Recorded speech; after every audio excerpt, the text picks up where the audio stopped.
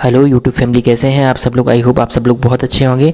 तो कल हमने आप लोगों को कराए थे भारेश्वर महादेव के दर्शन और आज आपको ले चलते हैं पंचनद। आपको पंचनद के इतिहास के बारे में बताते हैं। तो ये हमारे यूपी के जालौन ज़िले में एक ऐसा स्थान है जो बहुत अनूठा है। यहाँ पर 5 नदियों का संगम होता है जिसे पंचनद कहा जाता है। बहुत सारे पुराणों और ग्रंथों में पंचनद स्थल का वर्णन किया गया है, लेकिन दुर्गम वनों के बीच में होने के कारण और सुगमता के अभाव में यह स्थान उतनी प्रसिद्धि नहीं पाया जितनी इसे मिलनी चाहिए थी। यहाँ पर यमुना नदी में चंबल, सिंध, कुंवारी और पहुज नदियाँ अपना अस्तित्व विलीन कर यमुनामयी हो जाती हैं।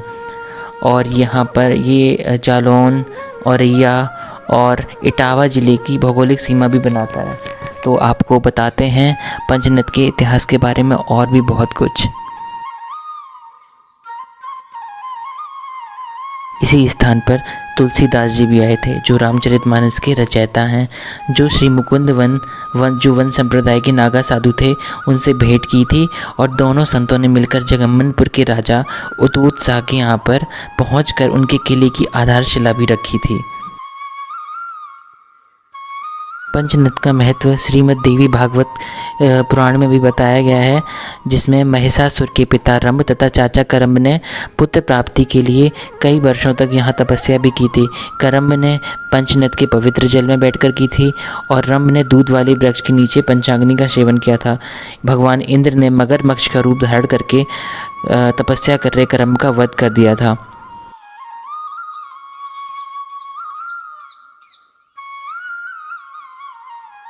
आपको जानकर आश्चर्य होगा कि जिस शिवलिंग के आप दर्शन कर रहे हैं उसका वर्णन शिव महापुराण में बताया गया है। शिव महापुराण के अनुसार भारत के 108 शिव विग्रहों में पंचनद पर गिरीश्वर महादेव पूजित हैं। द्वापर में भगवान श्री कृष्ण द्वारा कालिया नाग को समुद्र जाने की आज्ञा देने पर गोकुल से समुद्र जाने के रास्ते में कालिया नाग द्वारा लंबे समय तक पंचनद धाम पर रुककर भगवान शिव की पूजा अर्चना की थी। इसी स्थान को गिरीश्वर महादेव, फिर कालीश्वर और कालांतर में कालेश्वर के नाम से जाना जाने लगा, जिसके आप दर्शन कर रहे हैं और अच्छे से दर्शन कर लीजिए। यहीं पर कालिया नाग ने भगवान शिव की पूजा भी की थी। क्या आपको पता है अथर्ववेद के रचयिता महर्षि अथर्ववन ने पंचनद के तट पर भी अथर्ववेद की रचना की थी।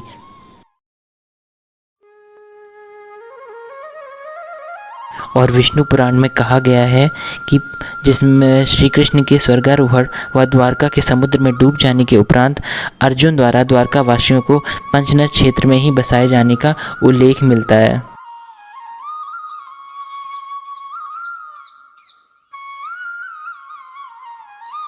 पंचनद के कालेश्वर महादेव मंदिर के आसपास आज भी सांप का जहर उतारने वाली बहुत सारी औषधियाँ यहाँ पर बहुत उपलब्ध हैं, जिसे सांप पकड़ने वाले जो सांप को पकड़ते हैं संप्रदाय के साधु पहचान कर उखाड़ ले जाते हैं।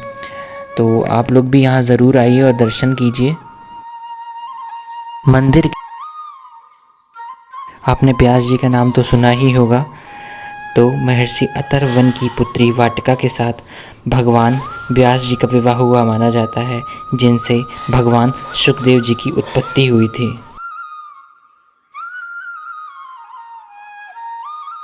महर्षि अथर्ववन के काल से ही पंचनद स्थित आश्रम पर आज भी वन संप्रदाय के ऋषि निवास करते हैं, जो कि आपको आगे दिखाएंगे। यहाँ पर बहुत सारी यज्ञशालाएँ थीं, जिसको देखकर आपको बहुत अच्छा लगेगा।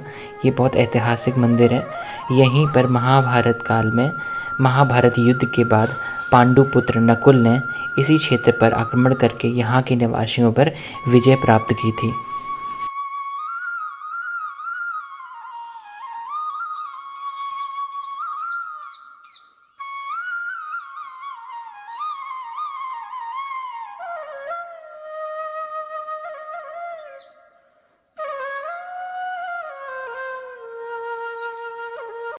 और अब आपको कराते हैं हनुमान जी के दर्शन।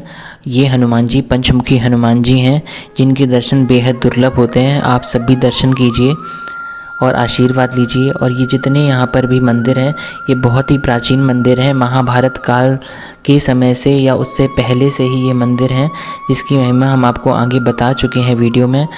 और यहाँ पे आपको दिखाएंगे कि यज्ञशालाएं भी हैं। अभी आप भोलेनाथ के दर्शन कीजिए, यज्ञशालाएं भी हैं, बहुत प्राचीन शिवलिंग भी है यहाँ पर। और उसके बाद वहाँ से दूर से ही दिखाई देते हैं कि 5 नदियों का संगम, जो कि आपको अच्छे से दिखाएंगे। तब तक आप दर्शन कीजिए और एंजॉय करिए।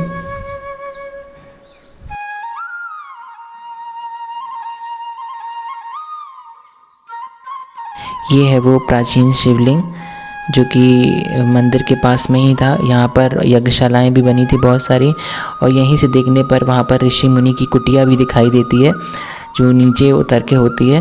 तो आप लोग यहीं से देख लीजिए नीचे उतर के। फिर हम लोग गए नहीं थे क्योंकि आरव साथ में थे। तो यहाँ पर ऋषि मुनि की कुटिया भी बनी थी और दूर से बहुत सुंदर नज़ारे आ रहे थे। वहाँ पे किसी ने बताया कि वहीं पर 5 नदियों का मिलन होता है जो यमुना नदी में समाहित हो जाती हैं। तो आपको वो भी दिखाएंगे अच्छे से कि 5 नदियाँ कैसी दिखती हैं, पास से भी आपको दिखाएंगे।